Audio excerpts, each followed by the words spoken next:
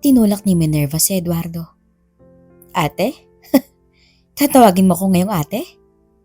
Dapat mong malaman, Eduardo. Para sa akin, matagal ka ng patay. Saad ni Minerva sa kanya. At binalik niya na ang baril niya sa kanyang holster. At naglakad na siya papunta sa pinto. Dahil ba sa nangyari noon kaya pinatay mo na ako, Ate Minerva? Tanong ng matanda sa kanya na napahinto naman si Minerva. Nilingon niya si Eduardo at galit siyang tumingin sa kanya.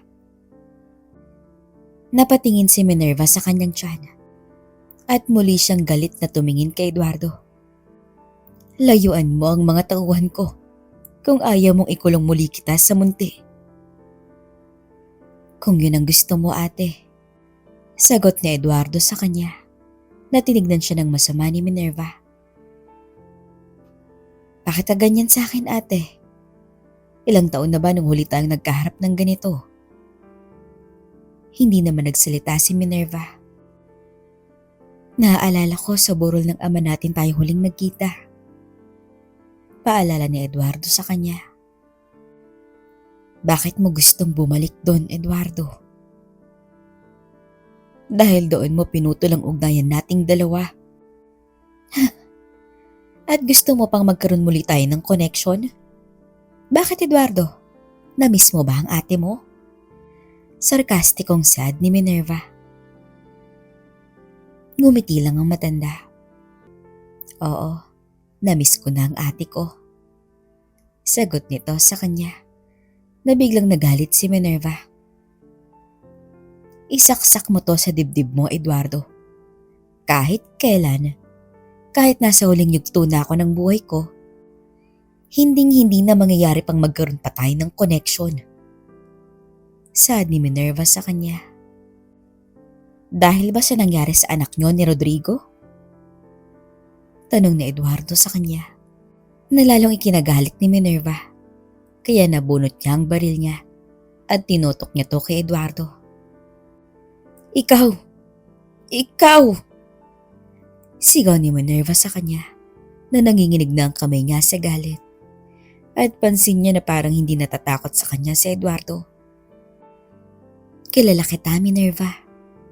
Kung gusto mo akong patayin, noon mo na sana ginawa. Saad ni Eduardo sa kanya. Nadahan-dahan namang kumalma si Minerva at binaba niya ang kanyang baril. Pinulot niya ang flower vase sa gilid ng pinto at binato niya to kay Eduardo. Mabuti na lamang ay nakailag ang matanda dahil kung hindi ay nabasag na to sa kanyang muka. Demonyo ka! Galit na sad ni Minerva sa kanya. Sabay balik ng baril niya sa kanyang holster at lumabas na siya ng opisina. Nagulat sina Ingrid at Ricky sa labas ng opisina nung marinig nilang nabasag ang flower vase sa loob. Okay lang ba kayo, sir? Tanong ni Ricky sa matanda na tinaas naman Eduardo ang kanyang kamay kaya kumalma sila ni Ingrid. Bumaba na sa labi si Minerva. Sinalubong siya ng kanyang mga tauhan. Chief, na-interview na po namin ang mga tauhan dito. Report ni Sergeant de la Cruz. Good, aalis na tayo. Sige po, kukunin ko lang po yung kotse natin. Saad naman ni Sergeant sa gisag. Alright, sagot naman ni Minerva. Napansin niya nga nakatayo pala sa second floor si Eduardo at nakatingin lang to sa kanya. Chief? Saad ni Sergeant de la Cruz. Tara na, marami pa akong gagawin sa presinto. At naglakad na sila papunta sa main door. Pinauna niya si Sergeant de la Cruz at nilingon niya muna si Eduardo bago siya lumabas ng building. Hinatid ni na Johnny si Rudy pabalik sa jeep niya. At doon lang nila inalis ang takip sa mukha niya nung pumarada na ang van sa tabi ng jeep ni Rudy. Pasensya na, Manong, napag-utusan lang kami. Walang personalan. Saad ni Johnny sa kanya. Ay, Ang tanging sagot ni Rudy. Binuksan na ng tauhan ni Johnny ang pinto at pinalabas na nila ang matanda. Manong, tawag ni Johnny sa kanya habang tinatanggal ng tauhan niya ang posas ni Rudy. Lumingon ang matanda sa kanya. Kung ako sa inyo, hindi na ako gagawa pa ng hakbang na magdudulot ng kamalasan. Payo ni Johnny sa kanya. Huwag ka mag-alala sa akin, bata. Alam ko ang dapat kong gawin. Mabuti naman po kung ganun, sagot ni Johnny. Isa pa, alam ko kung gaano kaduwag si Eduardo. Nakangiting saad ng matanda na napangiti na rin si Johnny. Okay na, Manong. Saad ang tauhan ni Johnny nung inaalis niya na ang posas ni Rudy. Nagad naman niyang hinimas ang kanyang mga pulso. Manong, nakikita ko na hindi naman kayo masamang tao. Saad ni Johnny na tumango naman si Rudy. Kung mauulit man ang pagkikita natin at sa ganitong sitwasyon, gusto ko pong yayain kayong mag-beer kung okay lang sa inyo. Ha, papayag ako kung sa akin ang unang round at sa iyo ang pangalawa, pangatlo, pang-apat. Saad ni Rudy sa kanya.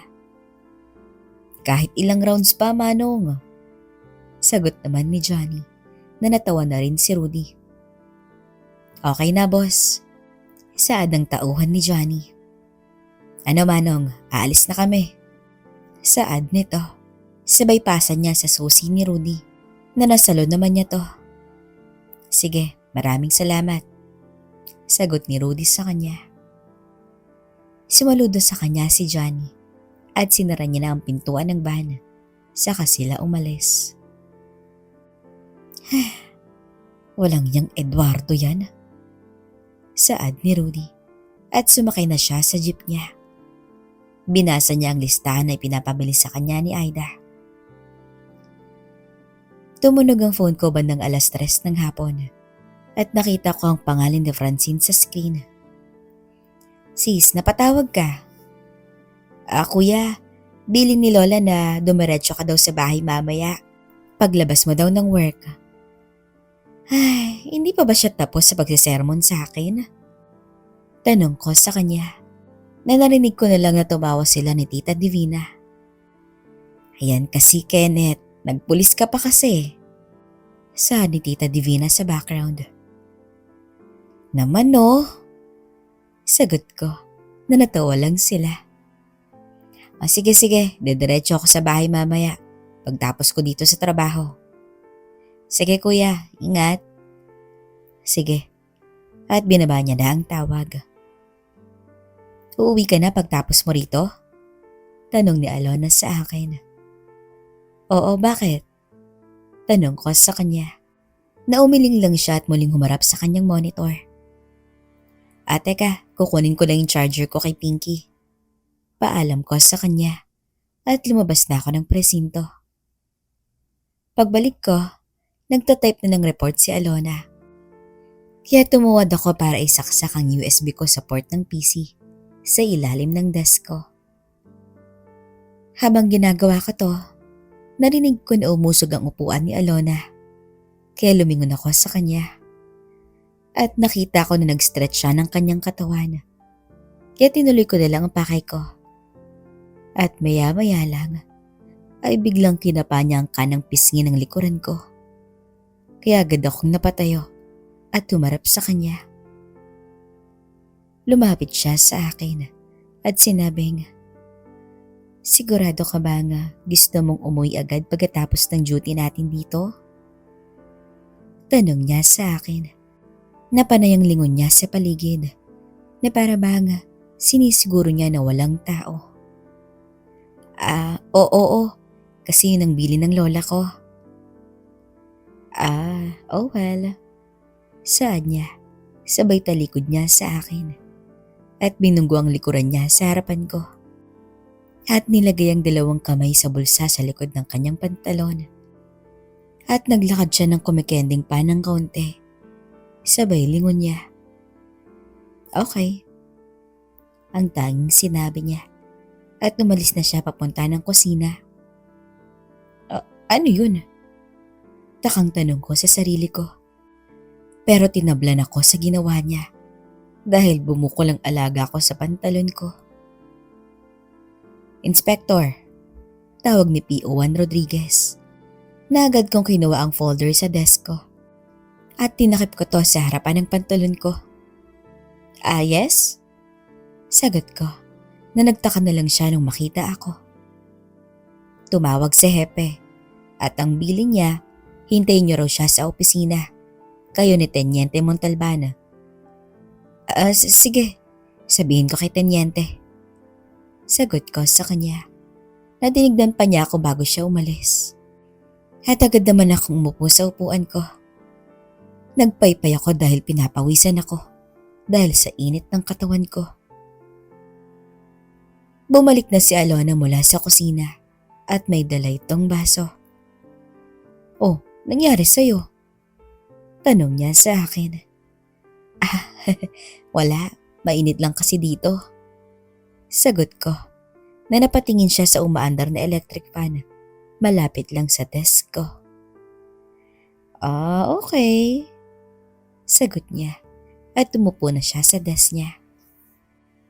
Nga pala, ang sabi ni PO1 Rodriguez, tumawag si Hepe kanina.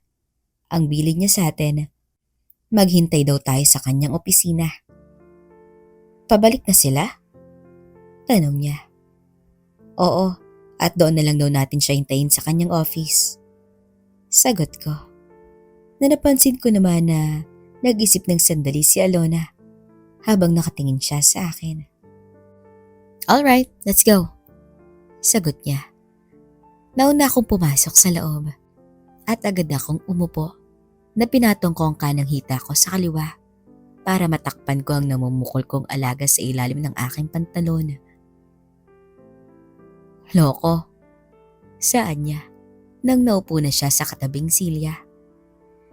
Hehehe. Tumawa lang ako at tumingin ako sa opisina ni Hepe. Marami paling natanggap na award si Hepe. Saad ko sa maraming medal na nakadisplay sa may dingding ng opisina niya. Yap, ganyan kagaling si Hepe. Sagot ni Alona. Ilang taon ka na dito sa presinto, Teniente? Alona, sus, magsasampung taon na ako dito. Oo nga pala, Alona. Alam mo, nung bago pa lang ako dito, si Hepe ang naging partner ko. Ganun ba? Dahil ba walang gusto makipag-partner sa'yo? Biro ko sa kanya na tinignan niya ako ng masama.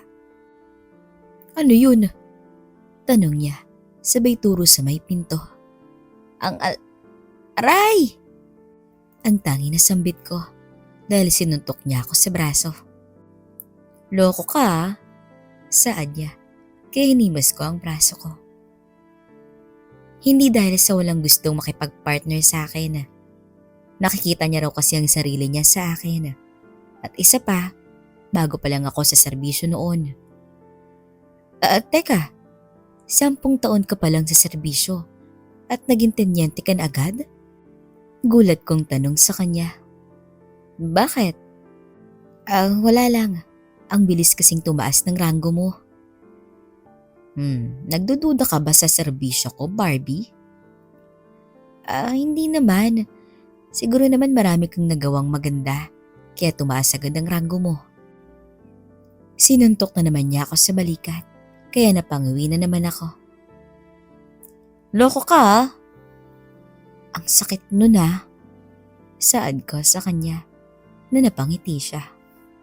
Good. Saad nito na napailing na lang ako. 3 taon pa lang ako dito noon nung may niraid kaming warehouse. Akala namin small time lang ang mga smugglers na nahuli namin. Panimula niya. Lingid sa kaalaman namin, miyembro pala ng sindikato ang mga ito. Dugtong pa niya. Sindikato? Oo, rookie pa lang ako noon nung nangyari ang raid na yun.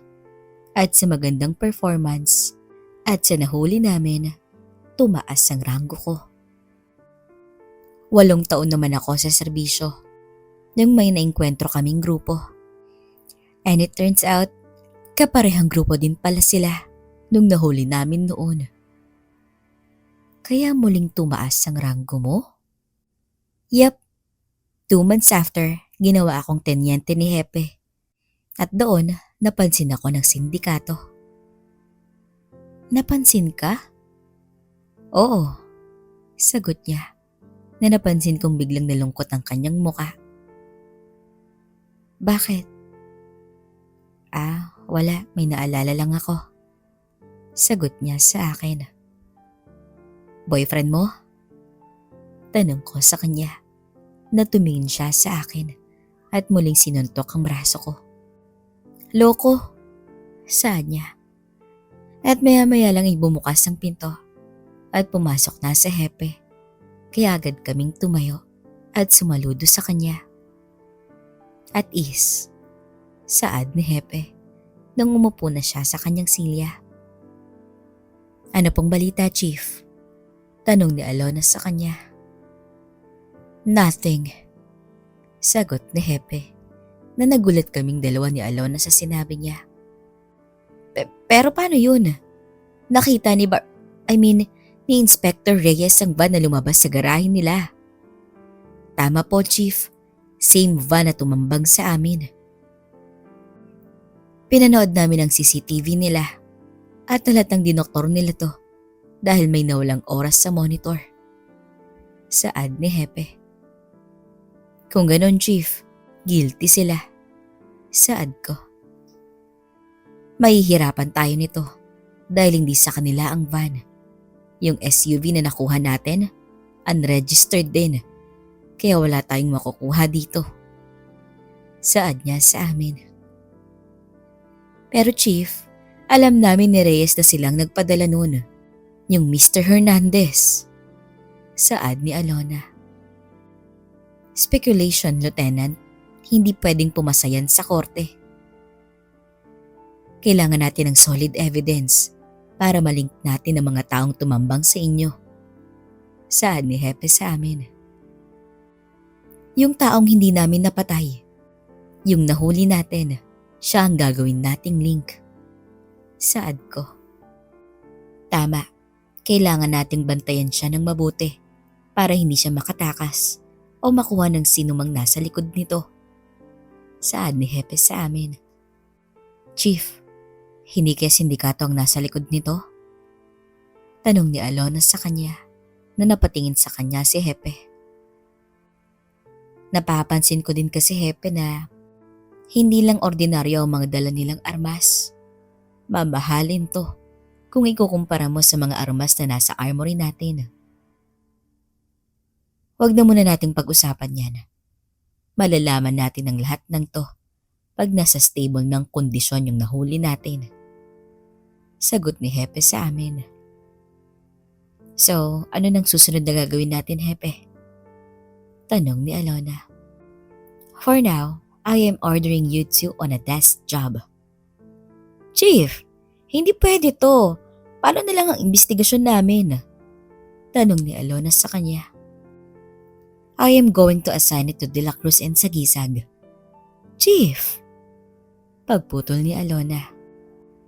For now, while you two are getting on someone else's nerve. Saad niya sa amin. That's an order, you two. Desk job while I am sorting things out. Saad niya sa amin. Not enough. What? Tanong ni Hepe. That is not enough explanation, Chief. Kaya mo kami i-detain sa desk namin. Saad ni Alona sa kanya. I don't need to go on details and I am not detaining you too. Order is order, Lieutenant.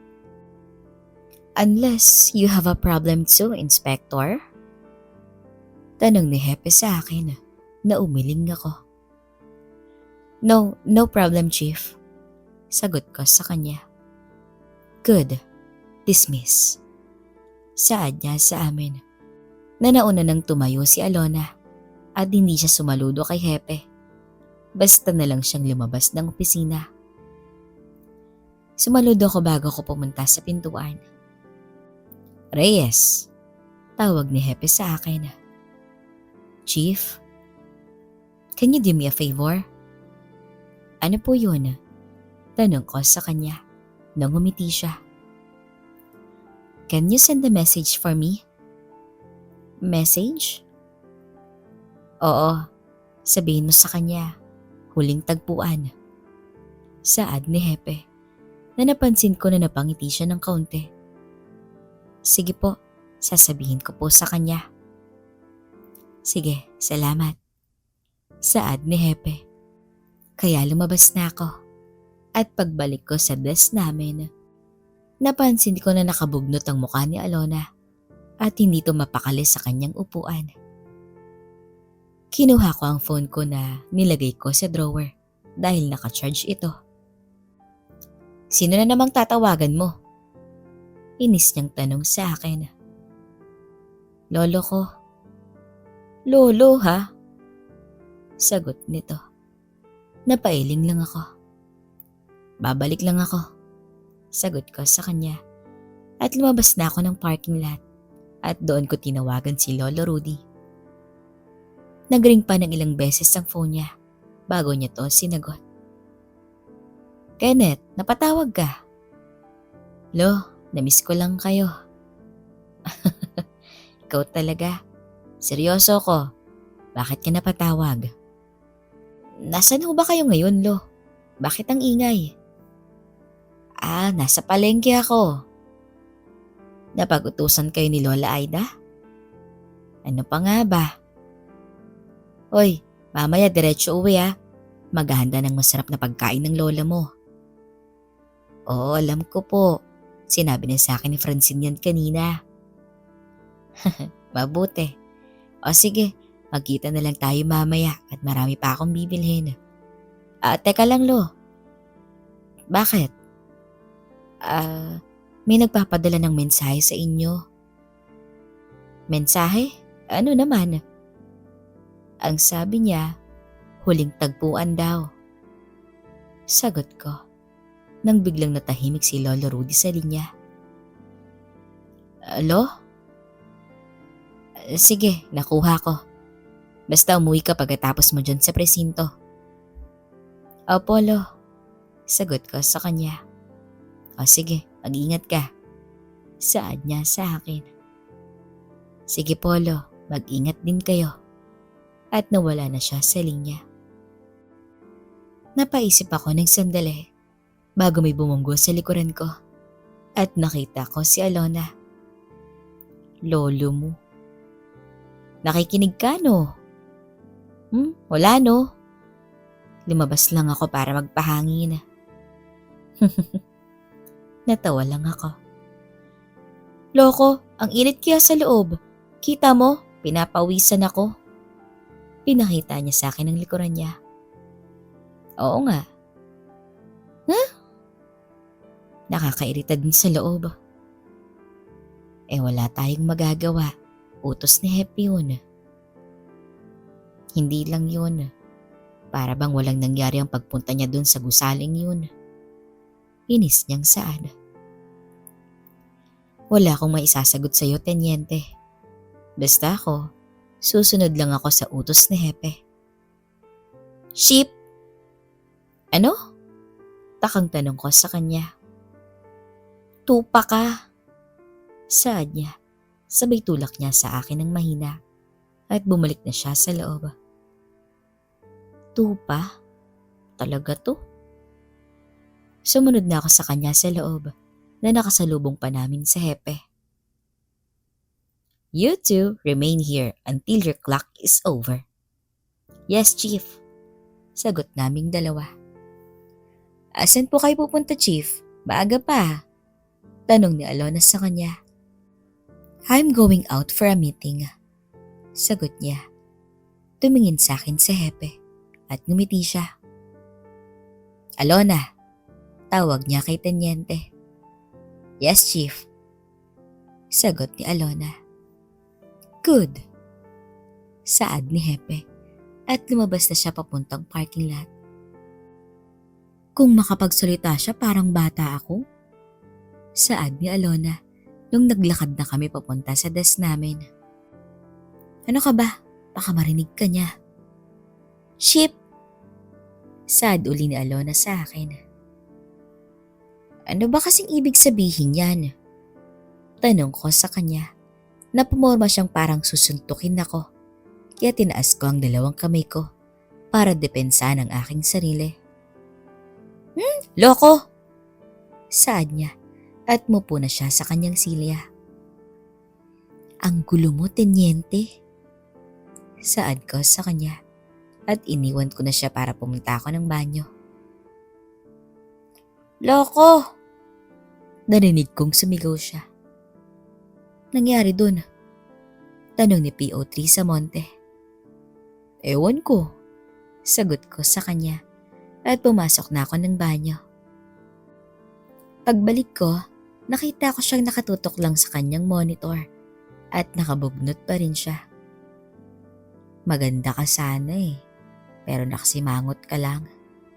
Saad ko nung umupo ako sa silya ko at hindi ko siya tinignan. I don't care. Narinig kong sagot niya. Huling tagpuan. Ang bumabalik sa isipan ni Rudy. Kaya pagdating niya sa bahay, nakita niya si Dominic na nakatambay lang sa labas ng gate. Pa! Tawag ng anak niya. Dom, tulungan mo nga akong ipasok ang mga pinamili ko sa bahay. Tinulungan siya ni Dominic at iniwan lang niya nakaparada sa labas at pagpasok niya sa bahay. Rudy, bakit kulang ang pinamili mo? Tanong ni Aida sa kanya. Ano ang kulang? Yan kaya ang nasa listahan mo. Diyos ko, walang itlog, paminta, suka, ni hindi ka nga bumili ng talong. Saad ni Aida sa kanya. Wala naman sa listahan yun ah.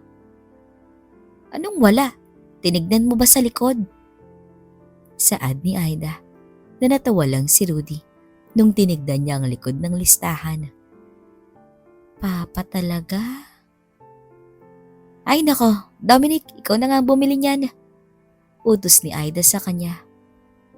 Hindi, ako na. Saad ni Rudy. Ako na pa, may bibilhin din kasi ako. Hindi. Ako na anak. Ako na rin ang bibili sa gusto mo. Ililista ko pa ba? Biro ni Dominic na binatukan siya ng mahina ni Rudy. Loko ka. Saad niya kay Dominic na tumawa lang ang anak niya. Magpapalit lang ako ng t-shirt. Basa kasi sa pawis. Saad ni Rudy. Oo nga pa, nangangamoy ka na. Saad ni Dominic. Natinignan siya ng masama ni Rudy, kaya pumunta na lang siya sa sala. Umakyat na si Rudy at nagpalit na siya ng damit. Pero bago siya lumabas ng kwarto, tumingin muna siya sa labas at inabot niya ang baril na itinago niya sa likod ng aparador niya. Nilagay niya to sa likuran niya bago siya bumaba. Aalis na ako. Paalam niya. Huwag mong kalimutan ang pinapabili ko sa'yo. Paalala ni Aida sa kanya. Oo. At lumabas na siya ng bahay. Pa, tawag ni Dominic. Nakalimutan kitang bigyan ng pera. Ako na. Nagmamadaling saad ni Rudy at lumabas na siya ng gate. Saka siya umalis. Nag-drive si Rudy papunta sa Quirino Ave at niliko niya pakaliwa sa Juan Gabriel Street at tuminto siya sa isang lumang bahay. Nakita niya na may nakaparadang kotse sa unahan lang niya, kaya bumaba na siya sa jeep at tumingin sa paligid. Hinawakan niya ang baril niya na nasa likuran niya bago siya naglakad papasok sa bahay. Tinulak niya pabukas ang pinto at dahan-dahan siyang pumasok.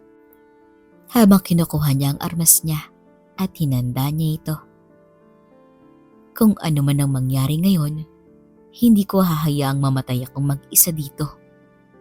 Saad niya sa kanyang sarili at dinikit niyang likod niya sa pader habang dahan-dahan siyang umusog papunta sa sala. Tinutok niya ang baril niya sa sala at nakita niya na walang tao.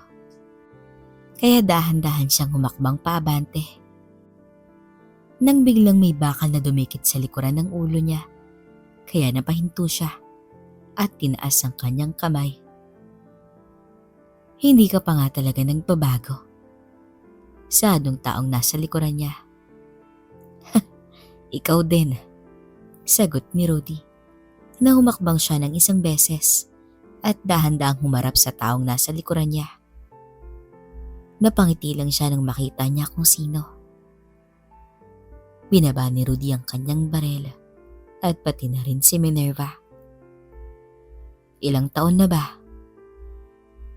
Sobra 30 na ata. Hindi ko alam.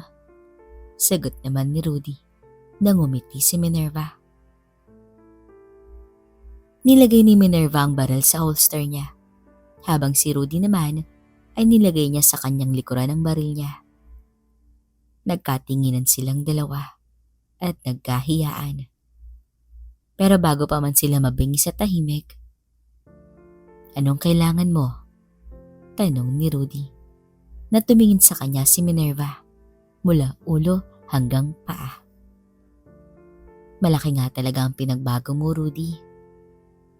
Ikaw nga din, sagot ni Rudy sa kanya na pareho silang napatingin sa paligid. Bakit dito? Dahil dito tayo huling nagkita, sagot ni Minerva. Huwag mo sabihin hindi mo pa ako binibitawan. Shut up, sabi ni Minerva sa kanya. Oh, natawa lang si Rudy. Matagal na kitang binitawan, Rudy. Huwag kang umasa na mahal pa rin kita. Good. Ngayon na napag-usapan na natin yan, anong kailangan mo sa akin? Muling tanong ni Rudy. Dahan-dahang lumapit si Minerva sa kanya. Aabutin na sana niya ang balikat ni Rudy nang biglang umatras ang huli at lumayo sa kanya. Sabihin mo na, Minerva. Saad ni Rudy sa kanya nung matras siya ng 2 beses palayo kay Minerva. Alam mo na kung anong pakay ko sa'yo, Rudy. Yun ba? Oo, nagkita kami. Saad ni Rudy sa kanya na nalungkot ang mukha ni Minerva. Sinaktan ka ba niya? Kaya ko ang sarili ko. Huwag mo akong intindihin. Natahimik lang si Minerva. Kung yan lang ang pakay mo, aalis na ako. Saad ni Rudy na nagsimula na siyang maglakad papunta sa hallway. Nang niyakap siya bigla sa likuran ni Minerva. Hi mga loves! Pa-support naman po ng new backup channel natin, Miss Amorosa. Pa-subscribe naman ako mga loves. Maraming salamat. Ingat po kayo. Mwah!